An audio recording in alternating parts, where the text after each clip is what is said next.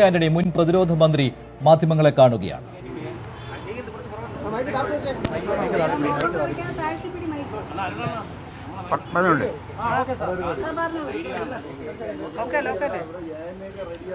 പഹൽഗാമിൽ ക്രൂരമായി കൊല്ലപ്പെട്ട രക്തസാക്ഷികളോടും അവരുടെ കുടുംബത്തോടും ഇന്ത്യൻ സൈന്യം നീതി പുലർത്തിയിരിക്കുന്നു. ധീരരായ ഇന്ത്യൻ ജവാന്മാർക്ക്, ഇന്ത്യൻ സൈന്യത്തിന് ഞാനെല്ലാ അഭിവാദ്യങ്ങളും അർപ്പിക്കുന്നു. ഒരു ബിഗ് സല്യൂട്ട് ഇന്ത്യൻ സൈന്യത്തിന് ഞാൻ ആഗ്രഹിക്കുകയാണ്. ഭീകരർക്കെതിരായിട്ടുള്ള ഏത് നടപടിക്കും രാജ്യം ഒറ്റക്കെട്ടാണ്. അതുകൊണ്ട് തന്നെ ഭീകരർക്കെതിരായി നടത്തുന്ന എല്ലാ ശ്രമങ്ങൾക്കും ഗവൺമെൻറ്റിന് പൂർണ്ണ പിന്തുണ നൽകാൻ ആഗ്രഹിക്കുകയാണ്. മുമ്പെങ്ങുമുണ്ടാകാത്ത നിലയിൽ ടൂറിസം തകർന്നിട്ടും രാജ്യം പട്ടിണിയിലായിട്ട്, കാശ്മീർ പട്ടിണിയിലായിട്ടും കാശ്മീരിലെ ജനങ്ങളിൽ മഹാഭൂരിപക്ഷം ഏതാണ്ട് ഒറ്റക്കെട്ടായി തന്നെ ഇന്ത്യൻ സൈന്യത്തിൻ്റെ ഒപ്പം നിൽക്കുന്നതിൽ ഞാൻ അഭിമാനം കൊള്ളുന്നു. അവർക്കും എല്ലാ സമാശ്വാസം നൽകുവാൻ നമുക്ക് കടപ്പാടുകൊണ്ട് ഞാൻ ഉറപ്പിക്കാൻ ആഗ്രഹിക്കുക. ഈ തുടക്കം മാത്രമാണെന്ന് എൻ്റെ വിശ്വാസം.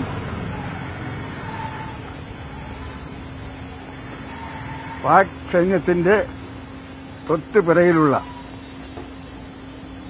അതിർത്തിയിലെ ഭീകരരുടെ ക്യാമ്പുകൾ തുടച്ചു മാറ്റുവാൻ ആവശ്യമായ നടപടികളുമായി ഇന്ത്യൻ സൈന്യം മുന്നോട്ട് പോകുന്നതിന് ഉറപ്പുണ്ട്.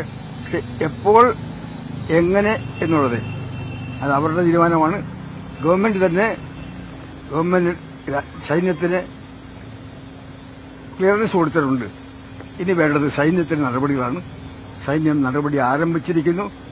മറ്റ് നടപടികൾ എന്നതിനെക്കുറിച്ച് ഞാൻ ചർച്ച ചെയ്യാൻ ആഗ്രഹിക്കുന്നില്ല. അതെല്ലാം സൈന്യത്തിൽ വിട്ടുകൊണ്ടിരിക്കുന്നു. എനിക്ക് ഇന്ത്യൻ സേനയിൽ പൂർണ്ണ വിശ്വാസമുണ്ട്. തുടക്കം നന്നായിരിക്കുന്നു. ഇനിയും കൂടുതൽ ഭീകരർക്കെതിരായ നടപടി ഉണ്ടാകുമെന്ന് പ്രതീക്ഷിക്കുന്നു. തൊട്ടടുത്ത് ഈ ചൈനയും അതുപോലെ മറ്റു രാജ്യങ്ങൾ, ബംഗ്ലാദേശ് അടക്കമുള്ള രാജ്യങ്ങൾ പാകിസ്ഥാനെ പിന്തുണക്കുന്നതൊക്കെ ആശങ്കപ്പെടുത്തുന്നതല്ലേ? അത്തരം ചർച്ചയ്ക്കൊന്നും ഞാൻ പോകാൻ ആഗ്രഹിക്കുന്നില്ല. സൈനിക നടപടിയിൽ എപ്പോഴും ചില ലക്ഷ്യങ്ങളുണ്ട്. അതോടൊപ്പം തന്നെ എല്ലാവരും നമ്മളെ പിന്തുണയ്ക്കുമെന്ന് നമ്മൾ ഒരിക്കലും പ്രതീക്ഷിക്കാറില്ല. പക്ഷെ ഇന്ത്യയുടെ കൂടെ ലോകത്തിന്റെ മനസാക്ഷിയുണ്ടെന്ന് ഞാൻ വിശ്വസിക്കുന്നു. ആദ്യമായി ലോക മനസാക്ഷി ഏതാണ്ട് ഇത്രയും കൂടുതൽ ഇന്ത്യയുടെ കൂടെ നിന്നൊരു കാലഘട്ടമില്ല. കാരണം ഇന്ത്യ നടത്തുന്നത് യുദ്ധമല്ല, ഇത് നടത്തുന്നത് ഭീകരർക്കെതിരായിട്ടുള്ള നടപടിയാണ്, തിരിച്ചടിയാണ്. ഇന്ന് ലോകം നേരിടുന്ന ഏറ്റവും വലിയ വെല്ലുവിളി ഭീകരതയാണ്. അത് അമേരിക്കയെന്നോ ചൈനയെന്നോ റഷ്യയെന്നോ പശ്ചിമേഷ്യയെന്നോ ഗൾഫ് മേഖലയെന്നോ ഇറാനെന്നോ നോക്കുന്ന എല്ലാ രാജ്യങ്ങളിലും ഭീകരത നേരിടുകയാണ്. അതുകൊണ്ട് തന്നെ ഇന്ന് ലോകത്തൊരു സമന്വയം തന്നെ വന്നിട്ടുണ്ട്. ഭീകരതയ്ക്കെതിരായിട്ടുള്ള നടപടികൾക്ക് ലോകത്തിന്റെ ഒരു പൊതുവായിട്ടുള്ള സമന്വയമുണ്ട്. അതുകൊണ്ട് ലോകത്തിന്റെ മനസാക്ഷി, ലോകരാഷ്ട്രങ്ങളുടെ പൊതു സപ്പോർട്ട് ഇന്ത്യക്കായിരിക്കുമെന്ന് വിശ്വസിക്കുന്നു. ഒറ്റപ്പെട്ട ചിന്താഗതിക്കാരുണ്ടാകും. പക്ഷെ പൊതുവെ ലോകത്തിന്റെ മനസാക്ഷി, രാഷ്ട്രങ്ങൾ മാത്രമല്ല ലോക ജനത ഭീകരതയെ ഇന്ന് ഏറ്റവും കൂടുതൽ വെറുക്കുന്നു. ഭീകരതയ്ക്കെതിരായി, കാരണം ഇന്ത്യയിലെ നിരപരാധികളായിട്ടുള്ള ടൂറിസ്റ്റുകളെ അവരെ കൊടുംക്രൂരമായി കൊലപ്പെടുത്തിയ ഭീകരരോട് ലോകത്തിൽ സിമ്പതിയുള്ള ആരോടും ഞാൻ കരുതുന്നില്ല. അതുകൊണ്ട് ഇന്ത്യയുടെ കൂടെ ലോക മനസാക്ഷി ഉണ്ടാകും. ഇന്ത്യൻ സൈന്യത്തിൽ എനിക്ക് വിശ്വാസമുണ്ട്. ഇന്ത്യൻ സൈന്യം എന്ന് ത്യാഗം സഹിച്ചും അവരെ രാഷ്ട്രം ഏർപ്പെടുത്തുന്ന ദൌത്യം വിജയിപ്പിക്കാൻ വേണ്ടി പോരാടും എനിക്ക് ഉറപ്പുണ്ട്. ഇനി എന്തൊക്കെ ചെയ്യണമെന്ന് സൈന്യത്തിൽ വിട്ടുകൊടുക്കുക ഞാൻ ചർച്ചയ്ക്കില്ല. പക്ഷെ ഇത് അവസാനമല്ല, തുടക്കം മാത്രമാണ്. ഇനിയുള്ള കാര്യങ്ങൾ സൈന്യത്തിൽ വിട്ടുകൊടുക്കുക. കാരണം ഗവൺമെന്റ് തന്നെ സൈന്യത്തിൽ വിട്ടുകൊടുത്തിട്ടുണ്ട്. പഹൽഗാമില് ഒരു രഹസ്യാന്വേഷണ വിഭാഗത്തിന് എന്തെങ്കിലും വീഴ്ച പറ്റി അതിലൊരു അന്വേഷണം വേണ്ടതാണ്. ഒരു വിവാദത്തിലും ഞാനില്ല. ഇത് വിവാദത്തിന്റെ സമയമല്ല. രാജ്യം ഒറ്റക്കെട്ടായി നിൽക്കേണ്ട സമയമാണ്. ഈ ഘട്ടത്തിൽ ഒരു വിവാദവും രാജ്യ താൽപര്യത്തിൽ ഗുണമല്ലെന്നാണ് എന്റെ വിശ്വാസം.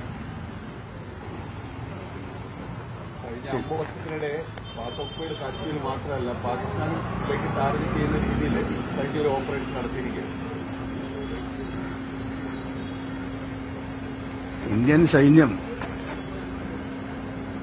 പാകിസ്ഥാന്റെ ഒളിപ്പോരാളികൾ കാശ്മീരിൽ കടന്ന് കാശ്മീരിന്റെ ഒരു ഭാഗം കീഴടക്കി അന്നു മുതൽ ഇന്ത്യൻ സൈന്യം പാകിസ്ഥാനിലായിട്ട് തിരിച്ചറിഞ്ഞുകൊണ്ടിരിക്കുകയാണ്. ഓരോ കാലഘട്ടങ്ങളിലും ഇത്തരം തിരിച്ചറികൾ ഉണ്ടാകും, നാളെ ഉണ്ടാകുന്ന വിചാരിക്കും. കാരണം പാകിസ്ഥാൻ സൈന്യത്തിന്റെ നിലനിൽപ്പ് തന്നെ ഭീകരതയാണ്. ഭീകരത ഇല്ലാതായാൽ, കാശ്മീർ പ്രശ്നം ഇല്ലാതായാൽ പിന്നെ പാകിസ്ഥാൻ സൈന്യം മറ്റ് ലോകത്തിലെ സൈന്യത്തെ പോലെ, പ്രത്യേക ഇന്ത്യയിലെ സൈന്യത്തെ പോലെ സിവിലിയൻ ഭരണകൂടത്തിന്റെ കീഴിൽ പ്രവർത്തി സൈന്യമായി മാറേണ്ടി വരും. പാകിസ്ഥാൻ അങ്ങനെയല്ല. അവിടുത്തെ തെരഞ്ഞെടുക്കപ്പെട്ടു എന്ന് പറയുന്ന ഗവൺമെന്റ് പാകിസ്ഥാൻ സൈന്യത്തിന് മുമ്പിൽ രാജ്യരക്ഷയുടെ കാര്യത്തിൽ മാത്രമല്ല മറ്റൊരു കാര്യത്തിലും സൈന്യത്തെ ധിക്കരിക്കാനുള്ള കെൽപ്പ് പാകിസ്ഥാൻ ഗവൺമെന്റില്ല. പണ്ടൊരു പാകിസ്ഥാൻ പ്രധാനമന്ത്രി വിദേശ പര്യടനം വന്നപ്പോൾ അദ്ദേഹത്തിന് വിമാനം ഇറങ്ങാൻ പോലും സൈന്യം അനുവദിച്ചിട്ടില്ല. പാകിസ്ഥാനിലെ ഇലക്ടഡ് ഗവൺമെന്റുകളെല്ലാം സൈന്യത്തിന്റെ ആജ്ഞയ്ക്ക് വിധേയമായി പ്രവർത്തിക്കേണ്ട ഗവൺമെന്റാണ്. സൈന്യത്തിന്റെ നിലനിൽപ്പ് സൈന്യത്തിന്റെ ഏറ്റവും വലിയ നിലനിൽപ്പ് കാശ്മീർ പ്രശ്നമാണ്, കാശ്മീരിലെ ഭീകരതയാണ്. അതുകൊണ്ട് പാകിസ്ഥാന്റെ നിയന്ത്രണം സൈന്യത്തിന്റെ കയ്യിലായിരിക്കുന്നിടത്തോളം കാലം നാളെയും ഇതുപോലുള്ള ആക്രമണങ്ങൾ ഉണ്ടാകാൻ ഇടയുണ്ടെന്നാണ് എന്റെ അനുഭവം എന്നെ പഠിപ്പിച്ചിട്ടുള്ളത്. അല്ലെങ്കിൽ പാകിസ്ഥാൻ സൈന്യം സിവിലിയൻ ഗവൺമെന്റ് കീഴിലാകുന്ന ഒരു കാലഘട്ടം വരണം, എന്നാലേ ഈ പ്രശ്നം അവസാനിക്കൂ. അതുകൊണ്ട് ഇതൊരു അവസാനത്തല്ല, നാളെയും ഉണ്ടാകാം. പക്ഷേ ഇപ്പോൾ വേണ്ടത് പഹൽഗാമിലെ കൊടുംക്രൂരതയ്ക്ക് തിരിച്ചടി നൽകണം. അത് സൈന്യം ആരംഭിച്ചു കഴിഞ്ഞിരിക്കുന്നു. ആരംഭിച്ചു കഴിഞ്ഞെന്ന് ഞാൻ പറയുന്നുള്ളൂ. ഇനിയും ഉണ്ടാകും. അതെങ്ങനെയാണെന്ന് സൈന്യത്തിന് ഗവൺമെന്റ് അധികാരം നൽകിയിട്ടുണ്ട്. ശരി. പ്രതിരോധ മന്ത്രിയായിരുന്നതിന്റെ പരിചയ സമ്പത്തിൽ നിന്നും അതുപോലെ തന്നെ ഓരോ ഇന്ത്യക്കാരനും പറയാൻ ആഗ്രഹിക്കുന്ന, മനസ്സിൽ വിചാരിക്കുന്ന കാര്യങ്ങൾ കൂടിയാണ് ഇപ്പോൾ ശ്രീ AK ആന്റണി പറഞ്ഞത്. ഇത് ഓരോ ഇന്ത്യക്കാരന്റെയും വികാരമാണ്. അതുപോലെ തന്നെ പാകിസ്ഥാനിൽ എന്താണ് സംഭവിച്ചുകൊണ്ടിരിക്കുന്നത് എന്നത് അവിടെ സൈന്യത്തിന്റെ നിർദ്ദേശം കാത്തിരിക്കുകയാണ് അവിടുത്തെ പ്രധാനമന്ത്രി. പക്ഷേ ഇവിടെ അങ്ങനെയല്ല. ഇന്ത്യയിൽ പ്രധാനമന്ത്രി നരേന്ദ്രമോദി ഒരു നിർദ്ദേശം നൽകി സൈന്യത്തിന്, നിങ്ങൾക്ക് തീരുമാനമെടുക്കാം, സമയവും സന്ദർഭവും ലക്ഷ്യവുമെല്ലാം നിങ്ങൾക്ക് തീരുമാനിക്കാമെന്ന്. ആ നിർദ്ദേശം അക്ഷരം പ്രതി അനുസരിച്ചുകൊണ്ടാണ് സൈന്യം കൃത്യമായിട്ട് ടാർഗറ്റ് കണ്ടെത്തുകയും അവിടെ തന്നെ അടികൊടുക്കുകയും ചെയ്തത്. 1 അല്ല 9 കേന്ദ്രങ്ങളിലാണ് ഈ രീതിയിൽ പാകിസ്ഥാനിലെ ഭീകര ക്യാമ്പുകൾ തച്ചുടച്ചത് സൈന്യം. ഇപ്പോൾ TG സജിത്ത് കൂടിയുണ്ട്. സജിത്ത്, ഇപ്പോൾ PJ